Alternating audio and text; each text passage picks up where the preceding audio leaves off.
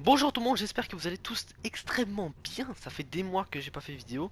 Et aujourd'hui, on reprend les vidéos après des mois sans vidéo. En tout cas, je tiens à tous vous souhaiter une excellente année 2025. Même si on est le 18 janvier, c'est pas c'est vrai que ça fait déjà 18 jours que l'année a commencé, mais bon, c'est pas grave. On est encore en janvier, donc bonne année. Donc aujourd'hui les gars, vidéo un peu spéciale puisqu'on va faire un top 5 des pays qui ont tout simplement changé de nom. Alors je voulais reprendre la chaîne plus calmement on va dire, parce que j'ai trouvé que les dernières vidéos qu'on a fait étaient un peu... On a fait quand même une vidéo sur les génocides, on a fait une vidéo sur pas mal de guerres, donc c'est vrai que des sujets un peu plus légers comme celui-ci, je pense que c'est un peu mieux pour reprendre. Je voulais faire une vidéo sur une guerre civile, mais bon, ça fait un peu bizarre quand même pour reprendre. Enfin bref. Donc c'est parti les gars, 5 pays qui ont tout simplement changé de nom pour plein de raisons, historiques, coloniales, géographiques ou même diplomatiques.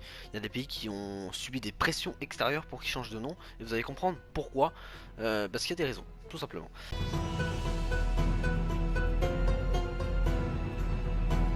Le cinquième, c'est tout simplement la Birmanie qui est devenue Myanmar en 1989. Donc en 1989, donc la junte militaire qui était au pouvoir en Birmanie décide de changer le nom du pays pour Myanmar. C'est pas juste un détail, c'est une décision lourde de sens. L'idée, tourner la page de l'héritage colonial britannique et affirmer une identité nationale plus inclusive. A l'époque, Birmanie faisait surtout référence à l'ethnie majoritaire, les Birmans, laissant de côté des communautés importantes comme les Karens, les Shans ou encore les Rohingyas. Myanmar, en revanche, est un mot beaucoup plus ancien, censé représenter tout le monde.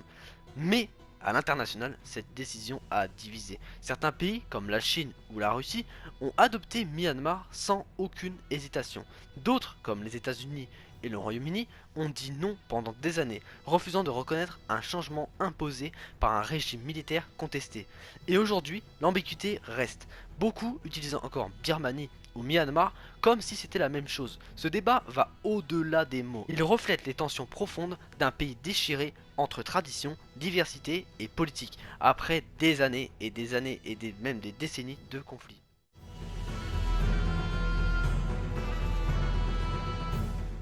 Rhodésie, Zimbabwe. En 1980, la Rhodésie devient officiellement le Zimbabwe. Et derrière ce changement de nom, c'est une page d'histoire qui se tourne. A l'époque, la Rhodésie portait le nom de Cecil Rhodes, un colon britannique qui symbolisait l'expansion coloniale en Afrique. Mais avec l'indépendance fraîchement acquise, ce nom ne correspondait plus à la réalité et aux inspirations d'un peuple qui se voulait se réapproprier son identité. Zimbabwe, ça ne sort pas de nulle part, c'est un mot chargé de sens qui renvoie aux ruines du Grand Zimbabwe, un site emblématique du pays et un symbole de fierté nationale. C'était une manière de dire non, nous ne sommes pas définis par notre passé colonial, mais par nos propres racines. Ce changement n'était pas seulement symbolique, il portait une émotion forte. C'était l'affirmation d'une nouvelle ère, d'un peuple qui reprenait son destin en main après des années de lutte pour l'indépendance. Mais comme tout grand tournant, il a soulevé des défis. Adopter ce nom, c'était aussi relever le défi de l'unité dans un pays où les blessures laissées par la colonisation et les tensions ethniques étaient encore vives. Aujourd'hui, le Zimbabwe est un exemple puissant de ce que signifie un changement de nom pour un pays. Ce n'est pas juste une formalité administrative, c'est une renaissance, un cri d'émancipation et une déclaration au monde entier. Voici ce que nous sommes.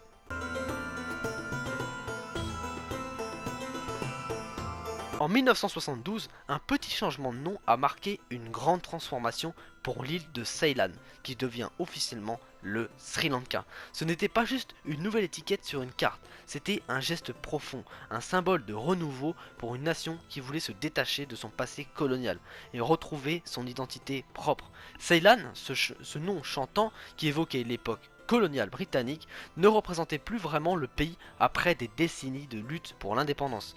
Et puis, il y avait cette volonté de se tourner vers l'histoire et les racines locales.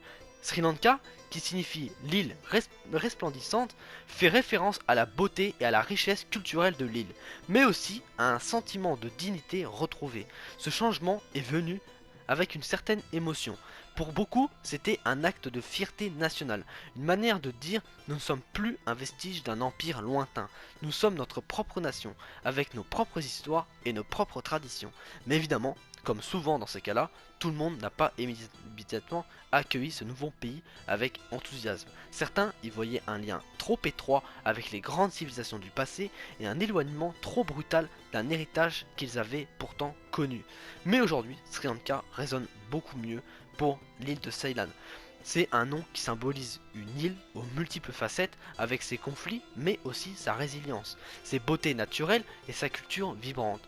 Un nom qui n'est plus seulement celui d'un pays mais aussi celui d'un peuple qui, après l'indépendance, a voulu se réinventer et aller de l'avant.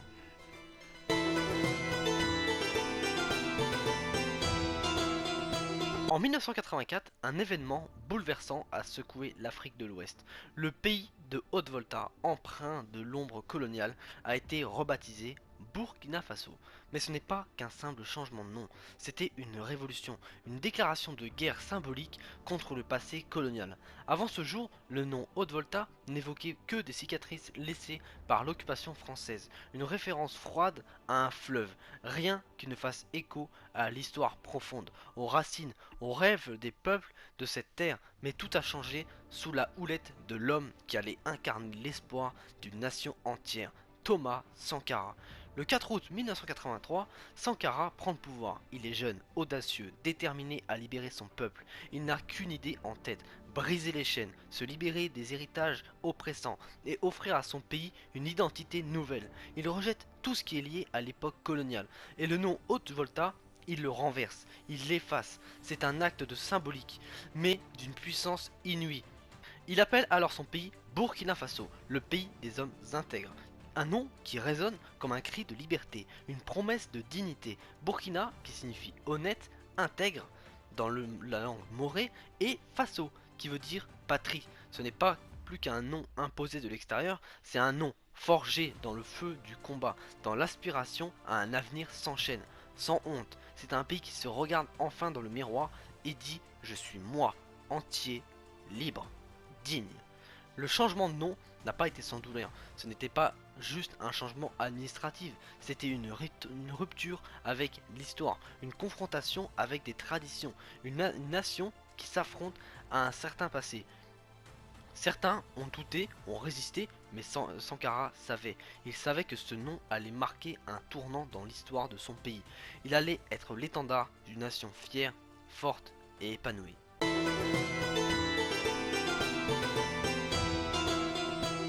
Macédoine, Macédoine du Nord. La Macédoine a un nom lourd de symboles et d'histoire, un nom qui, pendant des années, a divisé.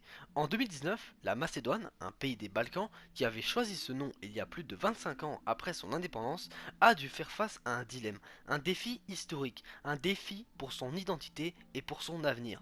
Car, derrière ce nom de Macédoine, se cachait un contentieux qui remontait à des siècles. La Grèce, elle, avait ses propres revendications sur le nom, sur l'héritage de la Macédoine antique, celle d'Alexandre le Grand, une Macédoine qui appartenait à l'histoire de la Grèce et que les Grecs considéraient comme une partie de leur territoire culturel et historique. Cette lutte pour l'identité n'a cessé de faire des vagues, des tensions diplomatiques de part et d'autre. Le pays tout entier se retrouvait pris dans un tourbillon politique, au cœur d'une bataille idéologique. Mais en 2018, sous la pression des années de blocage et pour ouvrir la voie à un avenir européen, le peuple macédonien a pris une décision courageuse. Après des mois de négociations, d'intenses discussions et de sacrifices, la Macédoine a accepté de changer de nom. La Macédoine allait devenir officiellement la Macédoine du Nord. Un nom peut-être moins historique, mais un nom qui permettait enfin de tourner la page, d'avancer, de regarder vers un avenir plus serein. Ce n'était plus un simple compromis, c'était une victoire de la diplomatie, un acte de réconciliation. La Macédoine du Nord, ce nom n'a pas effacé son passé, mais l'a permis à ce pays de tourner définitivement la page d'une période de conflit.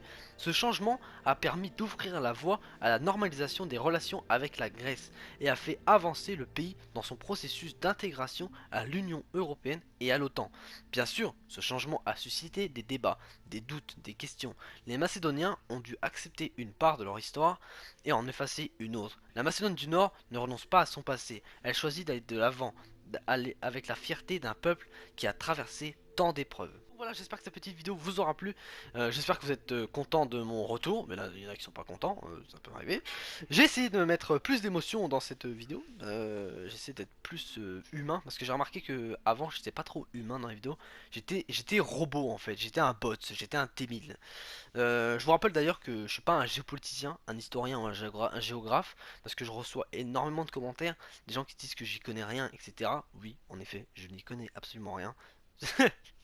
Non, c'est pas ça, j'y connais quand même, mais je ne suis, c'est pas mon métier, vous voyez, je suis un passionné. C'est-à-dire, je cherche à transmettre mon savoir, transmettre un savoir que j'ai et que j'essaie de vous le transmettre en cherchant moi-même des informations sur internet et en vous les partageant. Mais ce n'est pas mon travail, d'accord, ce n'est pas mon boulot.